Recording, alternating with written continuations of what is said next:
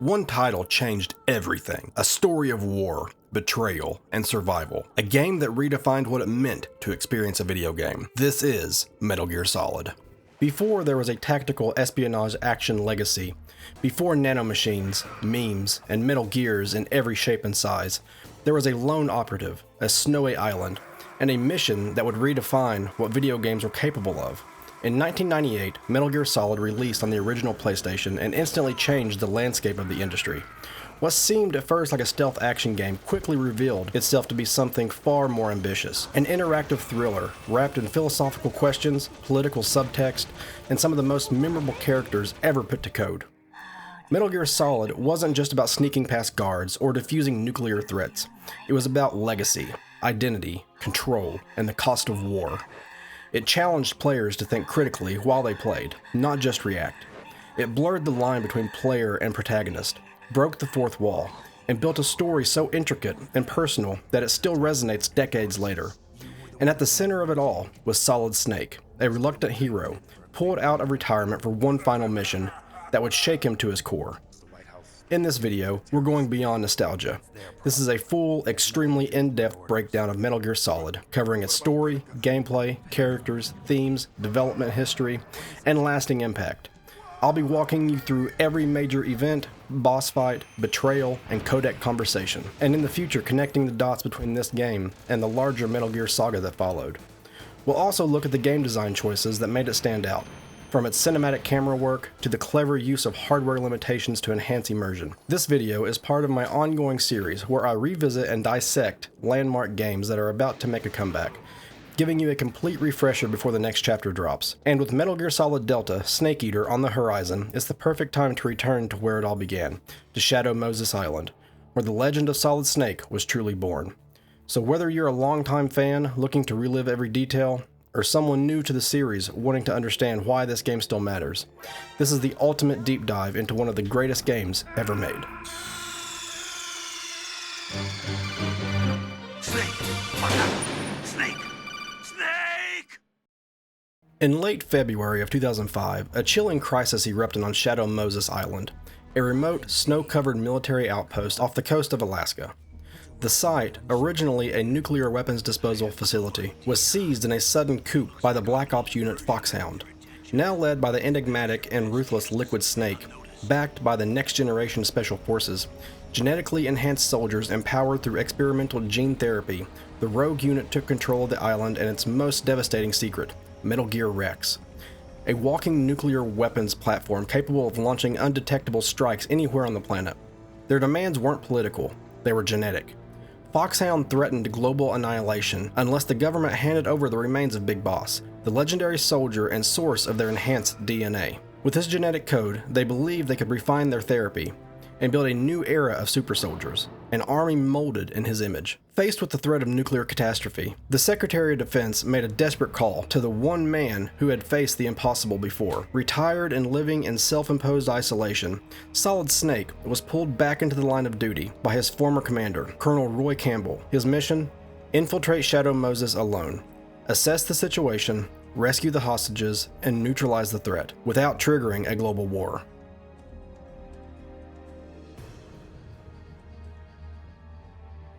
But Metal Gear Solid isn't just a gripping story. It's a masterclass in gameplay design that redefined what stealth and cinematic storytelling could look like in a video game. The brilliance of its narrative is matched by the way it plays, with every mechanic working in harmony to keep the player immersed, tense, and constantly thinking. So now that we've set the stage and established the stakes, let's step into Solid Snake's boots and take a closer look at how Metal Gear Solid plays, how its gameplay systems, controls, and design choices work together to create one of the most unforgettable stealth action experiences of its time. As Snake steps onto the cold, still floors of Shadow Moses, the gameplay places the player directly into the heart of a tactical stealth operation. From the very first moments, Metal Gear Solid makes it clear, this isn't a run-and-gun action game. It's about infiltration, strategy, and staying in the shadows. The core objective is simple: don't get caught. Avoiding detection is key, and once an enemy spots Snake, the game shifts into high alert mode. Sirens blare, backup is called in, and survival becomes a desperate scramble. To the lower alert level, players must find a hiding spot and remain undetected until the area is secure again. This loop of tension and release defines the rhythm of the game. To stay out of sight, players are encouraged to use every tool and tactic at their disposal, crawling under vehicles and through vents, hugging corners, hiding inside cardboard boxes, and even distracting guards by knocking on walls. The camera, though fixed in its third-person angle, subtly adjusts to give players the best view of their surroundings. An on-screen radar helps track enemy positions and their cones of vision, turning each encounter into a miniature puzzle to be solved. Snake's arsenal is vast, but the game subtly discourages head-on combat, especially in the early hours where his weapons are limited and the odds are stacked against him. Instead, success comes from smart movement, clever distractions, and knowing when to strike.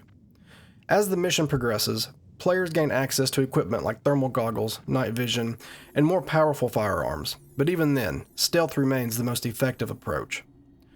Progression is driven not only by gameplay, but by its cinematic cutscenes and codec transmissions.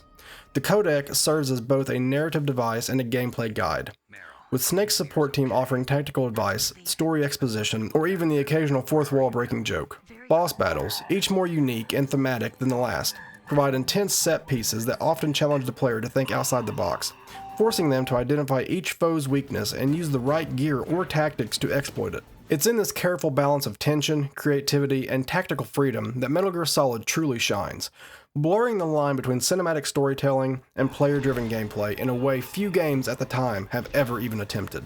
Now that we've explored the core gameplay and the mechanics that bring Metal Gear Solid to life, it's time to shift our focus to what truly makes this game unforgettable: the story.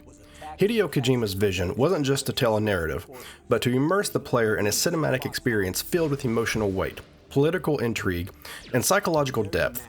From the very first moment on Shadow Moses, every scene, every line of dialogue, and every encounter is carefully crafted to build tension and challenge the player's understanding of war, identity, and legacy. So let's dive in and unravel the full story of Metal Gear Solid in all its depth. From covert infiltration to world-shaking revelations, this is where the heart of the game truly begins to unfold. After emerging from years of silence, FOXHOUND returned, but not as allies. Under the command of a man known only as Liquid Snake, the unit had gone rogue, taking control of a remote nuclear disposal facility on Shadow Moses Island. They issued a terrifying ultimatum to the US government: deliver the remains of Big Boss, the legendary soldier, along with $1 billion, or face a nuclear strike using a newly developed top-secret weapon, Metal Gear Rex. The Genome Soldiers, an elite force under Liquid's command, weren't just any soldiers. They had been genetically enhanced using Big Boss's so-called soldier genes, turning them into superhuman fighters. The stakes were higher than ever, not just because of the threat of nuclear annihilation, but because the truth behind these experiments was dangerous in itself. The government couldn't afford to let this information get out. Big Boss's DNA wasn't just a relic of the past.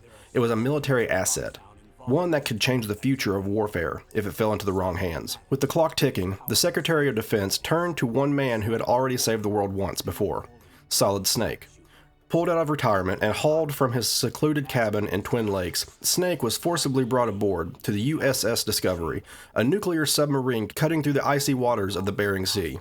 Stripped of his gear, injected with nanomachines, and briefed by Colonel Roy Campbell and Dr. Naomi Hunter, Snake had little choice but to accept the mission. There were only 19 hours until the deadline, and Snake quickly learned this mission was personal for Campbell. His niece, Meryl Silverberg, was among the hostages. Snake's objectives were clear: infiltrate Shadow Moses, rescue DARPA Chief Donald Anderson and Arms Tech President Kenneth Baker, determine whether the terrorists could truly launch a nuclear weapon, and stop them if they could.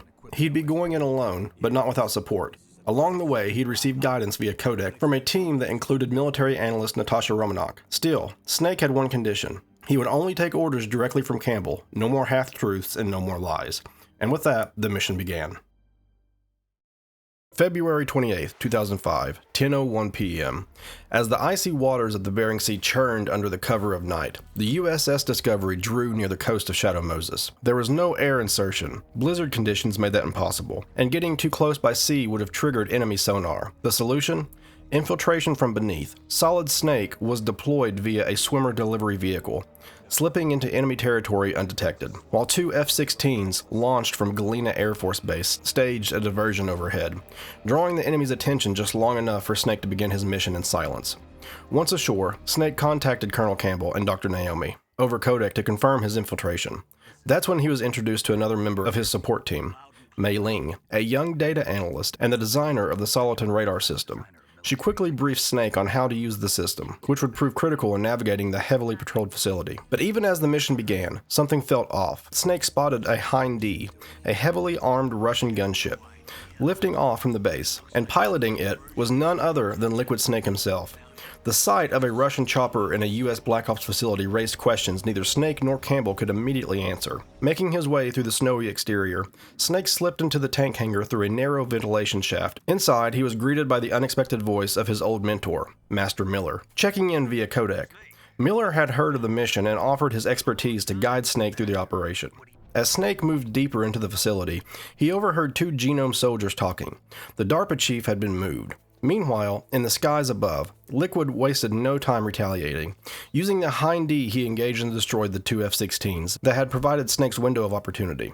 The war had officially begun, and Snake was already behind enemy lines. Pressing forward through the facility, Snake finally reached the cell where DARPA Chief Donald Anderson was being held. The encounter was brief but crucial. Anderson revealed that the terrorists did in fact have the capability to launch a nuclear strike using Metal Gear Rex, a powerful bipedal tank designed to fire nuclear warheads from any location on the globe. Snake was stunned. He hadn't even known Rex existed. Anderson went to explain that in order to activate the weapon, 2 detonation codes were needed, one of which had already been taken from him by the terrorists. The second belonged to ArmsTech President Kenneth Baker. However, Anderson added that there was still hope.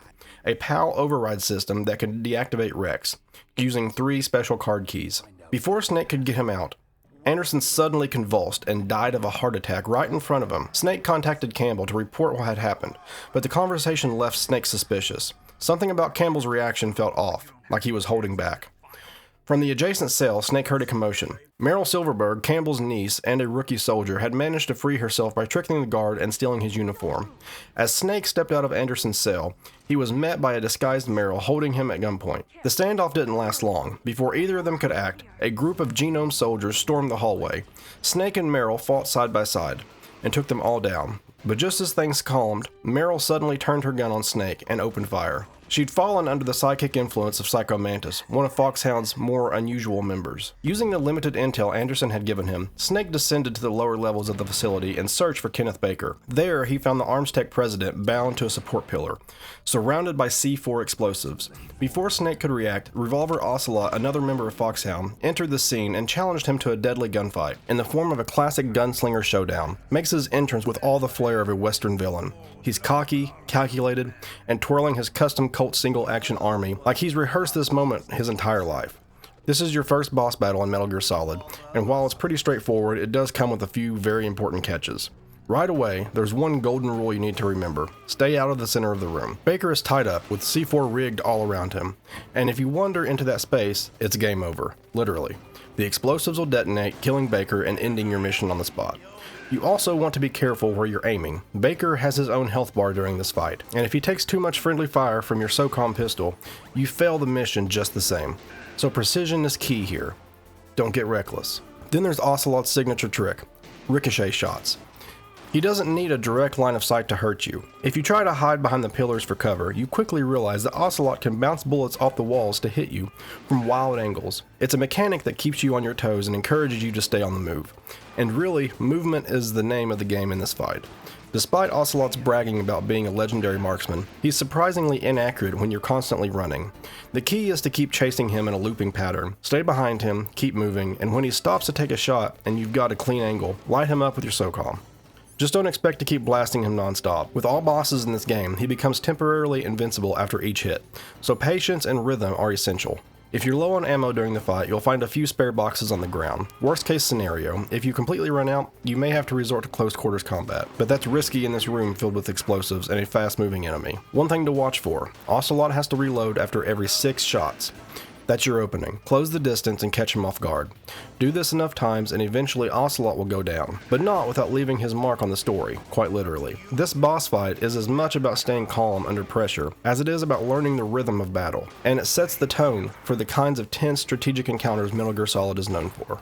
The duel was intense, but it was interrupted when a mysterious figure appeared, the cyborg ninja. In a blur of movement, the ninja sliced off Ocelot's hand and severed the wires holding Baker in place. Ocelot fled, clutching his bleeding stump, and the ninja disappeared just as suddenly as he had arrived. Baker, still alive, confirmed what Anderson had said about the launch codes. He also revealed that Meryl had the PAL override keys needed to shut down Rex, and hinted that Snake could find her codec frequency somewhere unusual. In true Kojima fashion, the codec frequency is printed on the back of the game CD case. Baker then handed over an optical disc containing data on Metal Gear Rex's development, explaining that it was all that remained. The rest had been destroyed when the facility was attacked. He urged Snake to find Dr. Hal Emmerich, the lead engineer on the Metal Gear project. As they spoke, Baker confessed that he and Anderson had both been part of a covert effort to fund Rex's construction, using off-the-books government money.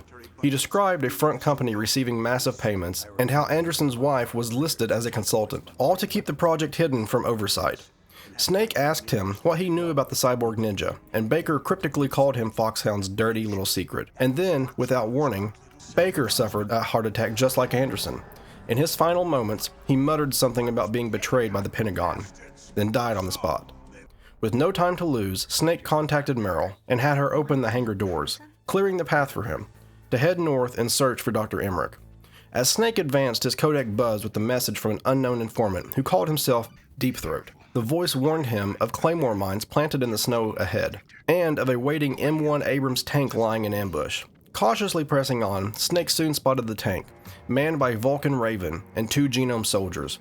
What followed was a deadly encounter, but Snake managed to confuse the tank's electronics with a chaff grenade and lobbed grenades into the hatch, disabling it and continuing on his mission. When Snake entered the office of Dr. Hal Emmerich, Armstech chief engineer, he was expecting a scientist, not a ghost from his past. But before he could get a word out, the cyborg ninja suddenly reappeared, descending into the lab like a phantom.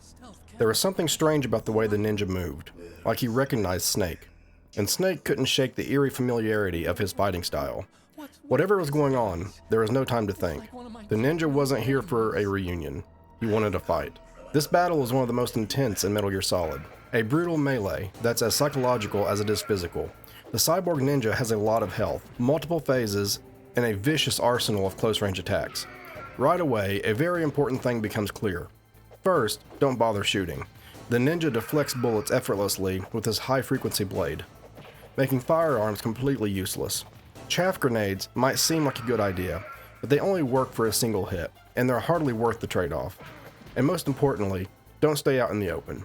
The ninja loves to lunge straight at you, closing distance fast, so exposing yourself for too long is just asking to get wrecked. In the first phase of the fight, the ninja wields his sword with precision.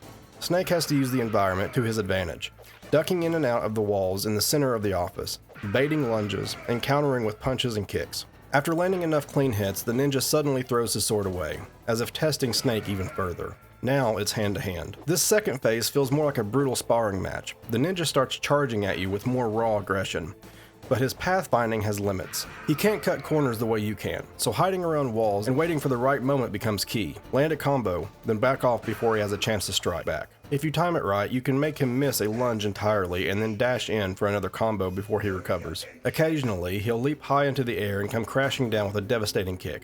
Easy to dodge if you spot it early, and it leaves him wide open for a counterattack.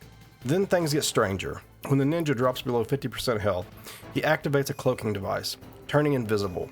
The room transforms into a deadly game of hide and seek, but he doesn't stay silent. He taunts you, speaks cryptically, almost like he's having some kind of inner conflict. You can use the directional audio from his voice or look for the faint visual distortion of his camo to locate him. The tactics remain the same: find him, bait him, strike, and retreat. Once his health gets low, around 30%, his pace changes yet again. He slows down, almost like he's malfunctioning. He begins teleporting, blinking behind you for surprise attacks. If he vanishes mid-combo, don't get greedy. He's likely preparing a counter-strike. At this stage, the fight becomes about timing and reaction. Bait him, dodge, and punish when he's open. Finally, when you whittle him down to 0, the ninja doesn't go down quietly. He begins convulsing, electrical surges sparking off his body. He teleports rapidly around the room, triggering explosions at each point. This final outburst is chaotic. If you're caught in the blast, they'll tear through your health. You need to stay mobile and switch to your gun now, firing at him from a distance between his jumps. After a few loops around the room, he finally collapses. The fight ends, but the questions have only just begun. The ninja begins to break down, overwhelmed by emotion, screaming and panicking before vanishing once more. After the fight with the ninja, Snake had no choice but to face the horrifying truth. He contacted Colonel Campbell and shared what he had discovered: that the mysterious cyborg ninja was in fact Gray Fox. At first, Campbell didn't believe him. The very idea sounded impossible, until Naomi Hunter stepped in to confirm it. She explained that after the fall of Zanzibar land, Gray Fox's body had been recovered and subjected to a dark, classified experiment. The man behind it all was Dr. Clark, FOXHOUND's former chief medical officer. Clark, who had supposedly died in a lab explosion 2 years before the Shadow Moses incident, had led a twisted gene therapy program that pushed the boundaries of human science. Naomi had only discovered the experiment's detail by accident when she joined FOXHOUND. Campbell, who had already retired by then, had never even heard of it. Dr. Clark hadn't just revived Gray Fox, he rebuilt him. His body was fitted with a prototype exoskeleton pumped full of drugs, and turned into something not quite human anymore. Over 4 agonizing years of experimentation, Gray Fox became the prototype of the genome soldiers. It was no longer just about warfare. It was human lives being twisted into tools. Campbell was appalled. Snake, however, remained focused and suspicious. Why hadn't Naomi told them any of this sooner? She claimed the experiment was confidential, buried deep within FOXHOUND's archives, but Snake wasn't convinced. There was something in her tone, something unspoken. When Campbell asked what happened to Gray Fox after the experiments, Naomi simply said he died in the same explosion that killed Dr. Clark. Or at least, that's what the records said. But the ninja's actions told a different story. He wasn't just a killer. He was haunted, as if he didn't even know who he truly was. Snake began to suspect that Gray Fox wasn't living in the traditional sense. He was existing for one purpose, to fight Snake. One last battle, driven by fragments of memory and pain. Meanwhile, in the wake of the encounter, Snake turned his attention back to Dr. Emmerich. The man he had just saved was shaken, but he finally opened up. He admitted that he developed Metal Gear Rex, believing it was meant to intercept nuclear missiles, not launch them. Emmerich had thought he was helping build a defensive system, theater missile defense, not a weapon of mass destruction. Trying to lighten the mood just slightly, Emmerich told Snake to call him Otakon, short for Otaku Convention, a reference to his love of anime and the giant robot shows that had inspired him to become a scientist in the first place. But Snake wasn't in the mood for jokes, especially once Otakon revealed the full extent of what had happened. Rex's armament, the nuclear capabilities, had been deliberately kept from him. The railgun, a centerpiece of Rex's power, had been miniaturized with the help of Livermore National Labs, and the nuclear warhead it could fire had also come from the same partnership with Arms Tech. Otakon realized that if the PAL override keys didn't work to stop Rex from launching, Snake would have no choice but to destroy it. As their conversation wound down, Snake asked a final question, whether Otakon had noticed anything unusual. He mentioned that both Anderson and Baker had suffered sudden, inexplicable heart attacks after telling Snake what they knew. It was clear that something more was going on, but unlike the others, Otakon was still alive, for now. The pieces were falling into place, but the full picture was far darker than anyone had imagined. Snake eventually tracked down Meryl, but their reunion came with a harsh reality. She was only carrying one of the 3 detonation override keys they needed. With no time to waste, they set off together toward the Rex hangar, making their way through the communication towers, but their progress was quickly derailed when they ran into Psycho Mantis. Using his eerie psychic powers, Mantis seized control of Meryl's mind, forcing Snake into a desperate situation. With no other option, Snake was forced to knock her out to save her life. Snake then faced off against Psycho Mantis in a battle that tested his will and mind. One of the most iconic encounters in Metal Gear Solid is the battle against Psycho Mantis, a character famous for his unsettling psychic abilities. Before the fight even begins, Mantis puts his power on full display. If you're playing on the original PlayStation version, he'll read your memory card, calling out any other Konami games you've played. He'll then launch into a chilling monologue about his powers before the real fight starts. He will tell you how he can move your controller with his mind, and then instruct you to place your controller on the table, and then he'll cause it to vibrate, making it scoot across the table, claiming he's using his mind. And as the battle begins, it quickly becomes clear that shooting or attacking him head-on is useless. Psycho Mantis dodges everything effortlessly, reading your every move. That's because, within the game's logic, he's literally reading your mind. To counter this, you have to change your approach depending on which system you're playing on. If you're playing on the PlayStation version, you'll need to physically switch your controller from port 1 to port 2. On the PSN version, you'll have to change your player input from player 1 to player 2. And if you're on the PC version using a gamepad, you'll need to switch over to keyboard controls. However, if you're already playing on PC without a gamepad, the fight will proceed normally, no tricks necessary. I was playing this on an emulator, and you can see here where I'm switching the controller input to player 2. There's also an alternate method in case you don't catch on to the trick right away. If you lose enough times, Campbell will call you over the codec and reveal a secret. The statues in the room that looks like Mantis, with his masks on, are helping amplify his psychic powers. If you destroy those statues, you can disrupt his ability and fight him like a normal boss. Once you manage to level the playing field, the fight truly begins. Psycho Mantis has a fairly straightforward set of attacks. He'll hurl objects around the room at you, but you can easily dodge them by staying behind furniture. When he materializes and becomes vulnerable, quickly close the distance and shoot him with any weapon you have. However, Mantis doesn't stay visible for long. He'll frequently turn invisible and teleport around the room. You'll need to stay constantly on the move to avoid his ranged attacks and to keep track of his position. Around the halfway point, when his health drops to about 50%, Mantis will once again seize control of Meryl's mind. When this happens, don't attack Mantis directly. Instead, like before, you'll need to knock Meryl out to break his hold. This time, however, Mantis ups the stakes. After you knock her down once, a cutscene triggers where he tries to manipulate Snake's compassion, forcing Meryl to put a gun to her own head. You'll need to act fast and knock her out again before she pulls the trigger. Hesitate too long and Meryl will kill herself, leading to an immediate game over. Once you knock Meryl out for the third and final time, the battle enters its last phase. At this point, Psycho Mantis adds one more new move, a furniture tornado. Several pieces of furniture will orbit him as he floats around the room.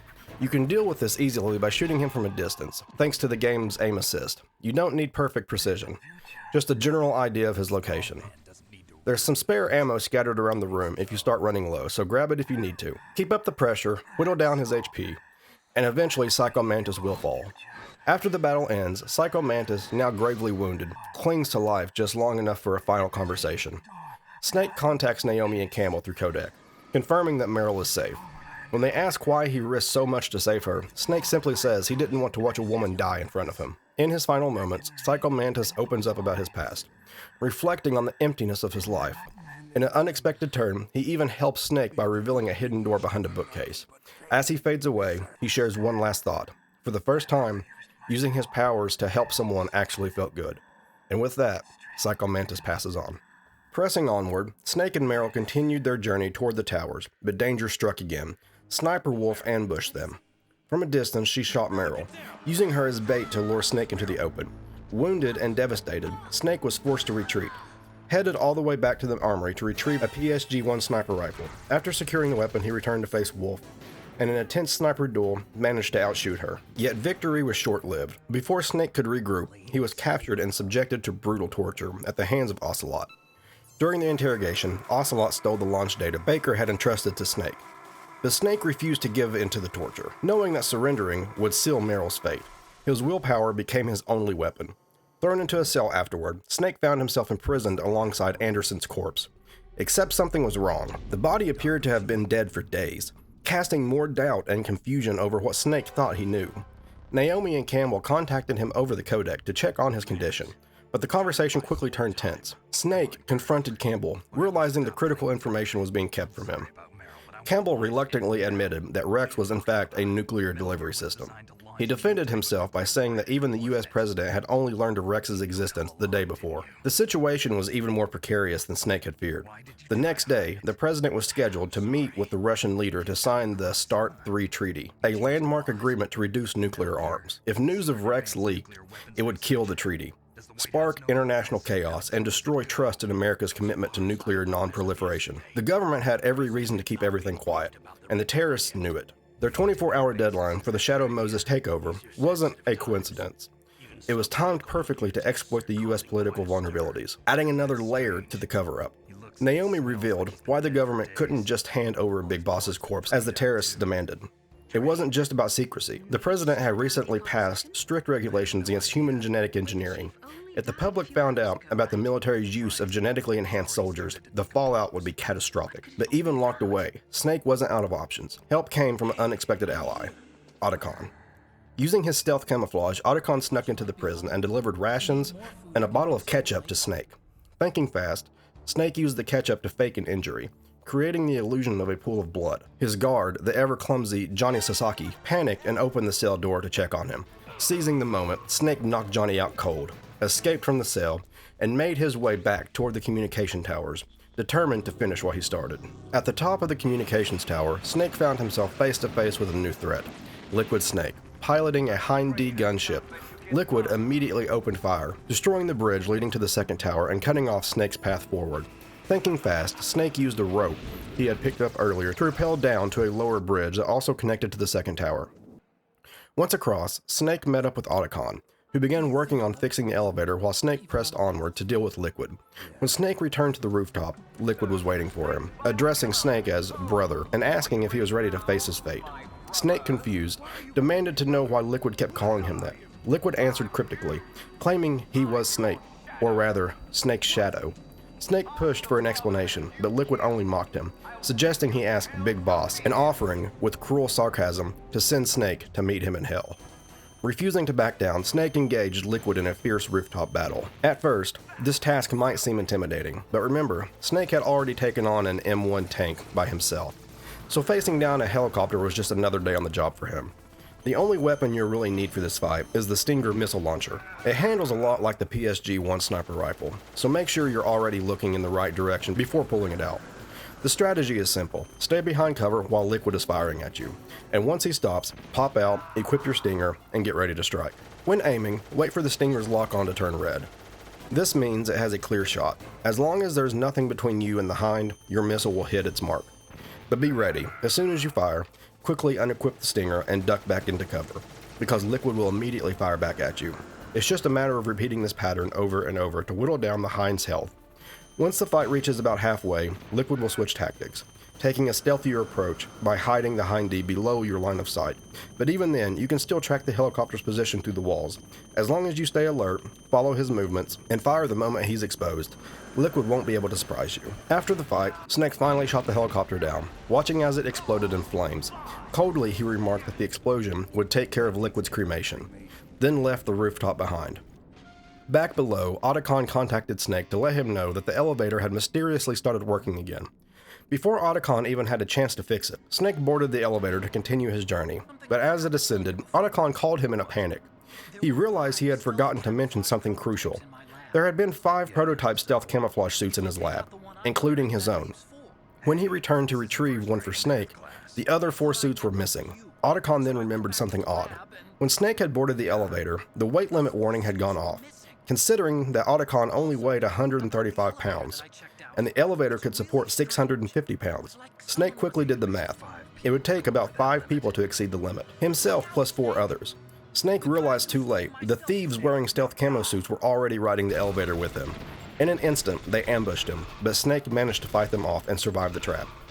After escaping the ambush, Snake emerged onto a snowy field, but there, waiting for him, was Sniper Wolf. When the fight begins, depending on which side you started on, your first move should be to immediately run to the far right side of the screen. Over there, you'll find a ration and some PSG-1 ammo. Supplies that will definitely come in handy. You can take cover behind the cliffside in this area while you get your bearings. The hardest part of this battle is right at the start, when Sniper Wolf already knows your position, but you haven't spotted her yet. It's almost inevitable that you'll get shot at least once, so it's important to manage your health carefully and stay cautious. One thing to listen for is the distinct locking sound of Wolf's sniper rifle when she's ready to fire. Use that as your cue. After you hear her shot, quickly run out into the open and scan the northwest section of the map.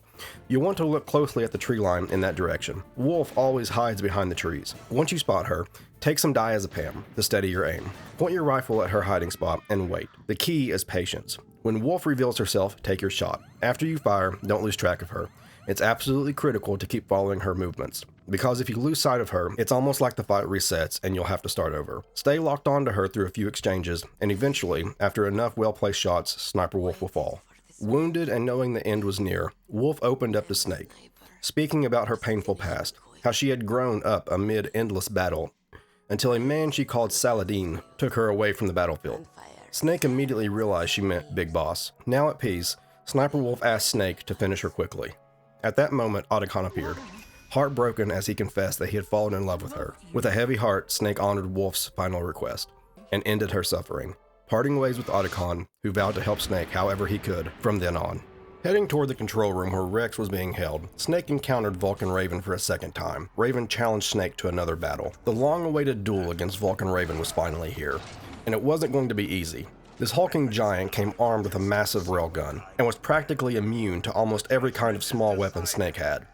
This was one crucial thing Snake had to keep in mind during this battle. He absolutely couldn't come face to face with Vulcan Raven. This fight was a dangerous game of cat and mouse, except this time, Snake was the mouse. To stand a chance, Snake needed to use the entire area to his advantage. There were a few different approaches he could take to this fight. One option was to use the claymores he had been collecting, laying them down for some quick and easy damage, but it came with risks.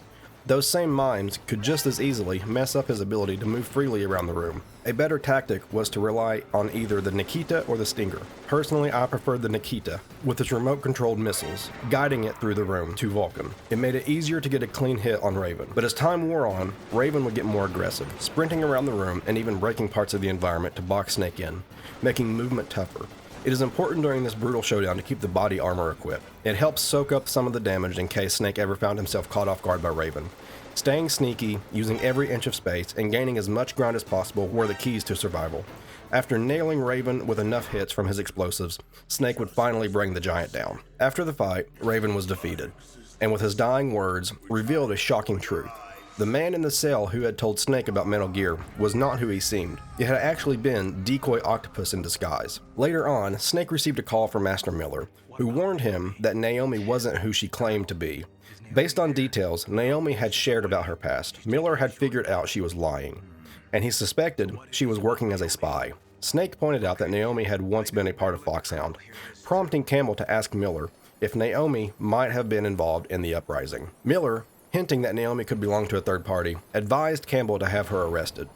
She had endangered the mission, and they needed to interrogate her to uncover who she truly was working for. Campbell worried aloud about the consequences if Naomi turned out to be a spy. When Snake pressed him on that, Campbell quickly brushed it off, denying there was anything more to it.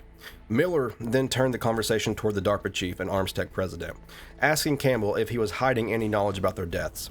Trying to reason with Miller, Campbell inadvertently let it slip that he might have had some involvement in Anderson's and Baker's deaths.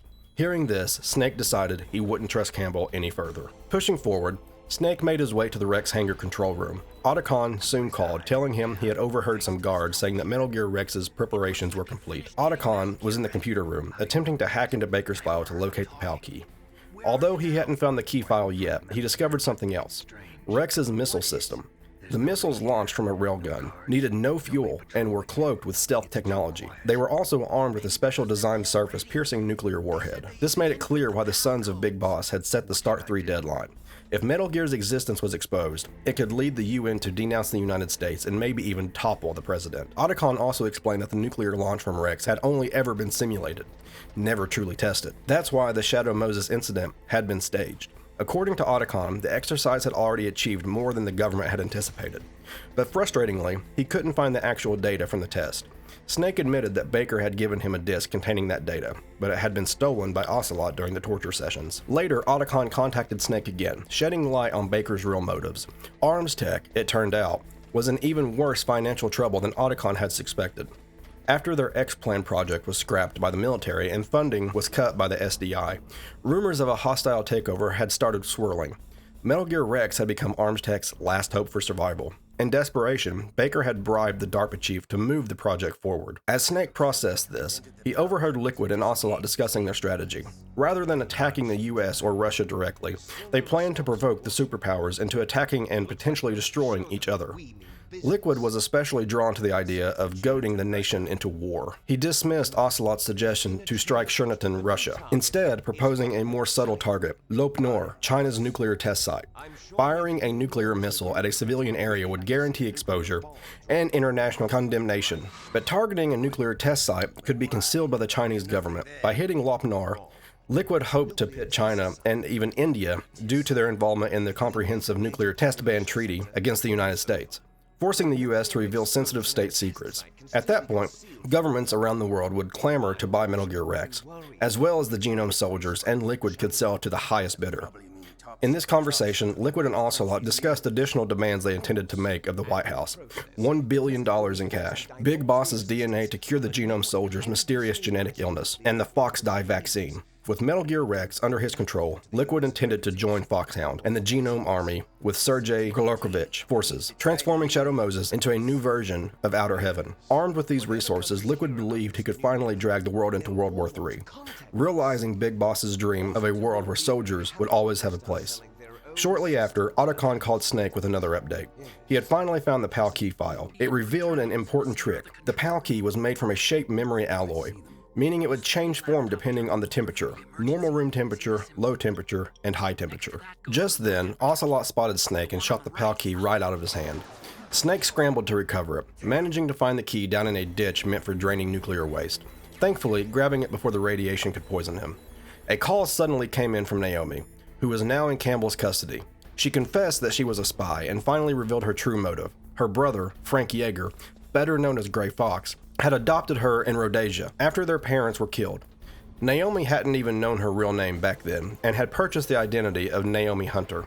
After the Rhodesian Civil War ended, Big Boss had brought both Frank and Naomi to America.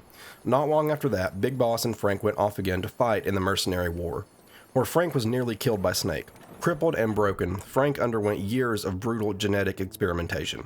Naomi, blaming Snake for what had happened, had joined FOXHOUND and bided her time, waiting for a chance to take revenge. That opportunity finally came when she injected Snake with Fox Dye, an artificial virus designed to cause fatal heart attacks in specific targets. Originally, the virus was meant only for FOXHOUND and Baker, but Naomi had secretly re-engineered it to target Snake as well. But after hearing Snake's side of the story about his fight with Gray Fox, Naomi confessed that she no longer hated him. More importantly, she said hatred was the only reason she had injected Snake with the virus. Before she could fully explain, Campbell wrestled her down and cut off communication, forbidding Snake from speaking with her any further. Snake, now feeling deeply betrayed and used by Campbell, had no choice but to move forward, cooling and heating the PAL key as needed. He eventually managed to input all 3 keys, only to realize too late that he had inadvertently activated Metal Gear Rex. Miller called to congratulate Snake. He explained that Anderson and Baker's detonation codes had never been used. The terrorists had failed to get Anderson's code before his death. Instead, Octopus had disguised himself as Anderson to trick Snake into retrieving the PAL keys.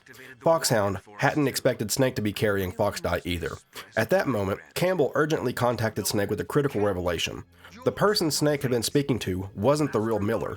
The real Master Miller had been dead for 3 days. Campbell hadn't known earlier because he lost direct codec contact, but Mei Ling had managed to trace Miller's frequency back to its origin, Shadow Moses Island. Exposed, Miller revealed himself. It was Liquid Snake all along. With his identity now revealed, Liquid trapped Snake inside the control room and began filling it with deadly salmon gas.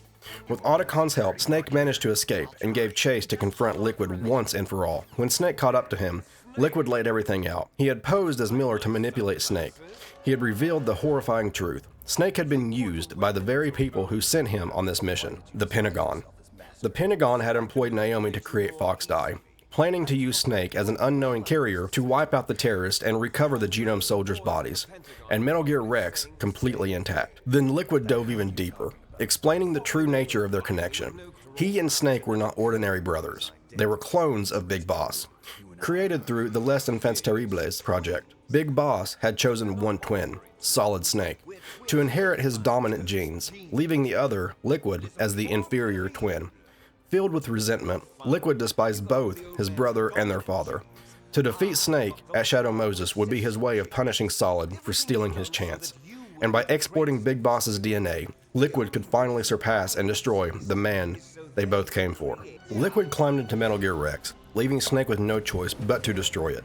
If Snake failed, Campbell warned he would have no choice but to order a nuclear strike on the entire Shadow Moses facility from the USS Discovery. Just before the battle began, Otacon called Snake with critical intel. Rex's armored hull was nearly indestructible, but it had one weakness: the radome. The radome was Liquid's only way to see outside while piloting, so if Snake could destroy it, Liquid would be forced to open the cockpit, exposing himself to attack. As the fight began, there are several things Snake had to be wary of. Rex had 4 main attacks, each requiring different tactics to avoid. To have the best chance of survival, Snake needed to stay at a mid-range distance, close enough to hit the radome with the Stinger missile launcher, but not so far that Rex would constantly rely on its deadliest move. The most dangerous attack was Rex's missile barrage. If Snake stayed too far away, or even stood still while aiming, the missiles would relentlessly track him.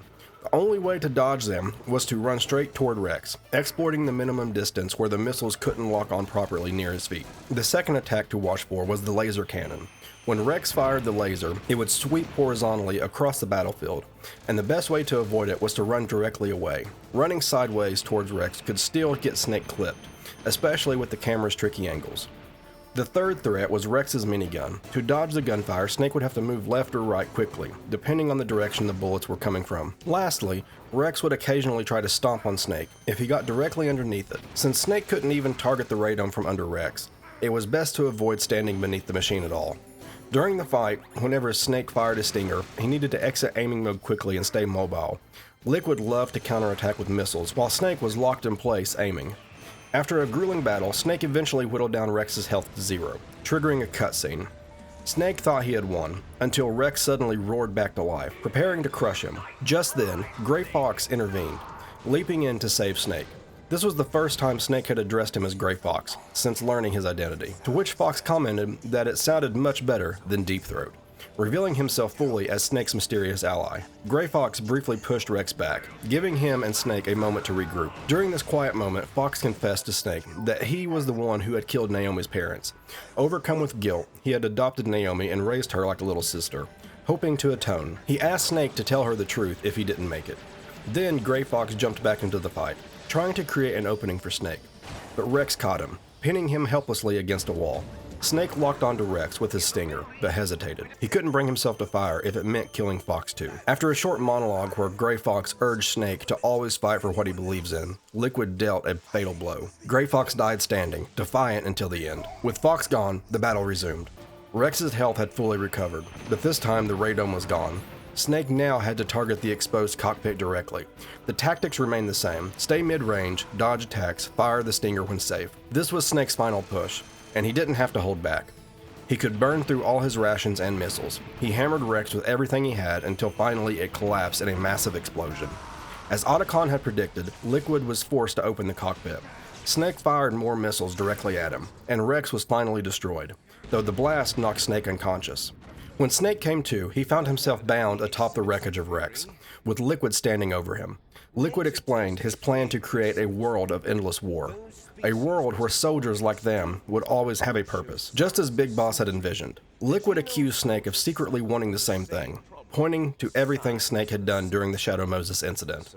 Liquid then reminded Snake of their origins, revealing more about the Les Enfants Terribles project. Both he and Snake were clones of Big Boss, but Liquid claimed that he had inherited Big Boss's inferior recessive genes, while Snake had received the superior dominant ones. The Genome Soldiers, too, were linked to Big Boss's DNA, but their flawed gene therapy had caused a genetic disease.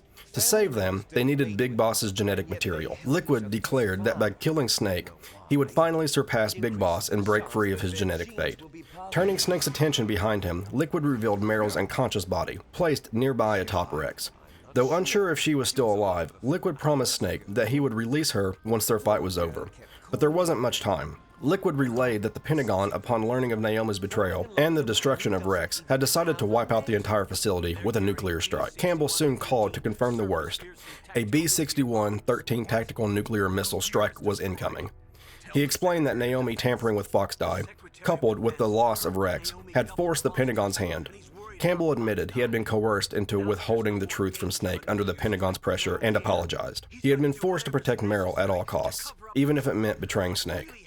Before Campbell could give any further orders, he was suddenly arrested by Jim Houseman, the Secretary of Defense. Taking direct control, Houseman announced that he was personally overseeing the operation from an E-3C AWACS plane. He assured Snake that the facility and Snake and Liquid with it would soon be obliterated. When Snake accused him of setting up the entire mission, Houseman expressed regret over Donald Anderson's death, saying Anderson had been a friend. However, he made it clear that Snake and Liquid were seen as relics of the 1970s, an embarrassment he intended to erase. Houseman even offered Snake a deal. He would call off the bombing if Snake handed over Rex's battle data. But since Ocelot had already stolen that data during the torture sessions, Snake had no way to meet that demand. After Houseman ended the transmission, Liquid demanded that he and Snake settle things the old-fashioned way, with a fight. The final battle of Metal Gear Solid takes place on top of Metal Gear Rex, with Solid Snake facing off against Liquid Snake one last time. Despite all the formalities and the drama of the moment, the fight actually isn't that complicated, and it's not all that difficult either. A couple things to keep in mind: the amount of time you're given is more than enough to finish off Liquid, so there's no need to panic. If you fall off Rex, you just need to rapidly hit any button to climb back up. Liquid can fall off too, but it doesn't really do anything except waste time. So ideally, you should avoid knocking him off if you can help it. The idea here is pretty simple. stick close to Liquid, and when he stops moving, hit him with your 3-hit combo. Make sure you're at the right distance so that every punch connects, because if you miss or whiff a hit, he can trigger his invincibility frames early and counterattack while you're stuck mid-combo. And honestly, that's pretty much the whole fight. You don't have access to any rations here, so you have to be careful about how aggressive you get. Don't overcommit. Stick to hit-and-run tactics like you've done in the past, and slowly chip away at his health. One thing you definitely need to watch out for, though, is his kip-up kick. If you knock down Liquid, immediately back away, because sometimes he'll kip up and land a brutal kick that does an unreasonable amount of damage. Getting caught by it can turn the whole fight against you, because there's some unavoidable damage baked into this encounter. But once you get a feel for Liquid's movement patterns, when it's safe to move in and when to back off, you'll wear him down little by little. Eventually, Solid Snake forces Liquid off the side of Rex's head, sending him plummeting all the way down to the ground. Snake immediately runs over to check on Meryl, and thankfully, she's alive. At that moment, Otacon calls in. Snake urges him to get out of the base immediately, warning him about the incoming F-117 Nighthawks and B-2 stealth bombers that are on the way to nuke the entire facility. But Otacon refuses to leave. He tells Snake that he wants to stay behind and help him and Meryl escape, using his hacking skills to open doors and guide them through the base. Snake and Meryl make their escape through a nearby supply route, where they find a Jeep. With Meryl behind the wheel and Snake manning the rear-mounted machine gun, they blast their way through the supply tunnel, smashing through barricades and mowing down any Genome soldiers who try to stop them. But just when it seems like they might make it, Liquid returns, having somehow survived his fall, in another Jeep. He's still determined, opening fire with his FAMAS assault rifle as he chases them through the tunnel. Snake and Liquid exchange gunfire as their Jeeps race towards the exit, until finally, the two vehicles crash into each other in the chaos. Snake and Meryl end up trapped underneath their overturned Jeep, helpless as Liquid stumbles toward them, gun in hand. But just as he's about to finish Snake off, Liquid suddenly clutches his chest and collapses, killed by the FOXHOUND virus that had been planted in his system from the beginning. Snake, thinking his own death is coming next, remains solemn, but he notices something. The stealth bombers that were supposed to nuke the base still haven't shown up.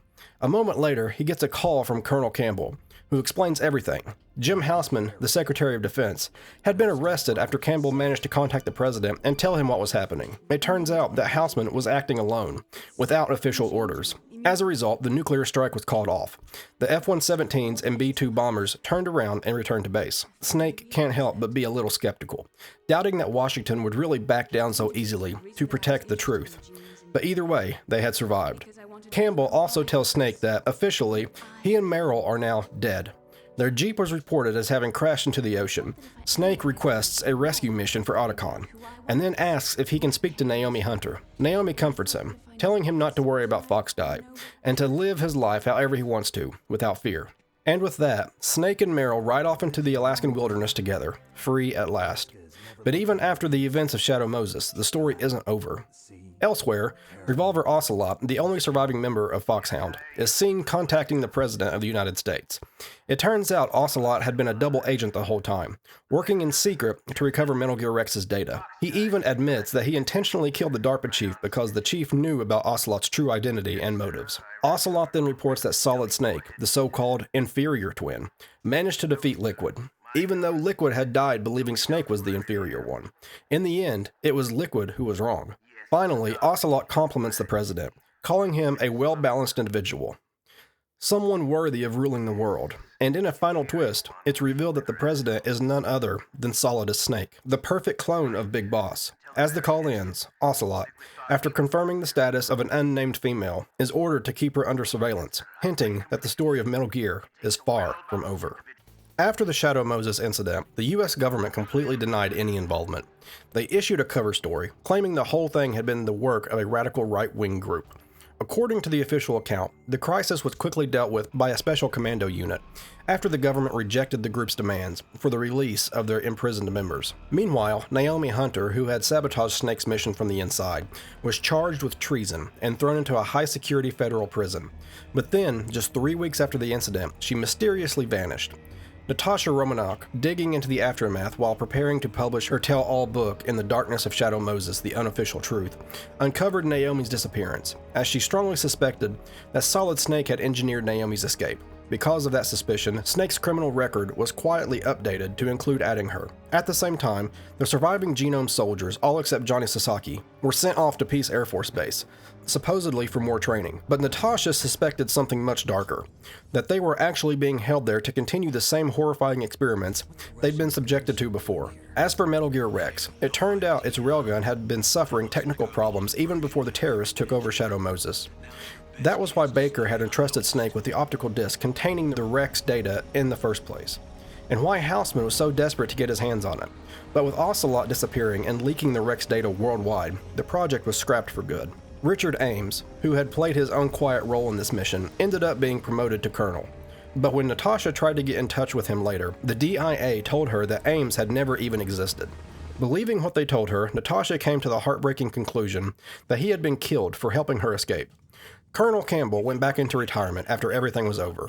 Meryl, however, eventually returned to military service, thanks to her father's influence and unwavering support for Snake.